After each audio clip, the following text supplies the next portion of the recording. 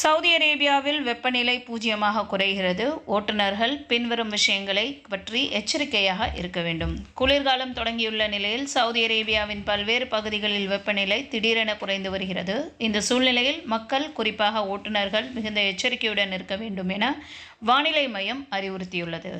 சில பகுதிகளில் வெப்பநிலை 4 டிகிரி செல்சியஸ் முதல் 0 டிகிரி செல்சியஸ் வரை குறையக்கூடும். இந்த கடுமையான குளிர்நிலை காரணமாக வாகனங்கள் ஓட்டுவதில் இந்த பகுதிகளில் அதிக கவனம் தேவைப்படுகிறது.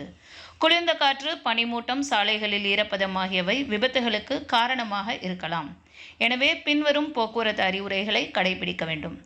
குளிர்கால தொடக்கத்தில் சில பகுதிகளில் பேட்டரிகள் சரியாக செயல்படாத நிலை ஏற்படலாம். வாகனங்களை தொடங்கும் முன் அவற்றின் நிலையை சரிபார்க்க வேண்டும். உயரமான மற்றும் திறந்தவெளி பகுதிகளில் பனி படர்வதால் சாலைகள் வழுக்கக்கூடும். இதனால் வாகன ஓட்டுநர்கள் அதிக எச்சரிக்கையுடன் பயணம் செய்ய வேண்டும். இந்த குளிர்காலத்தில் என்ஜின் எண்ணெயை தேர்வு செய்வது மிகவும் முக்கியம். என்ஜின் செயல்திறனை மேம்படுத்தும் வகையில் சரியான எண்ணெயை பயன்படுத்த வேண்டும். இது குளிர்ந்த நிலையில் என்ஜின் ஒட்டாமல் தொடங்க உதவும். காலை நேரங்களில் வாகனம் ஓட்டுவதற்கு முன் சிறிது நேரம் என்ஜினை இயக்கி வெப்பம் ஏற அனுமதிக்க வேண்டும். இதனால் என்ஜின் மற்றும் பிற பாகங்கள் சரியாக செயல்படும்.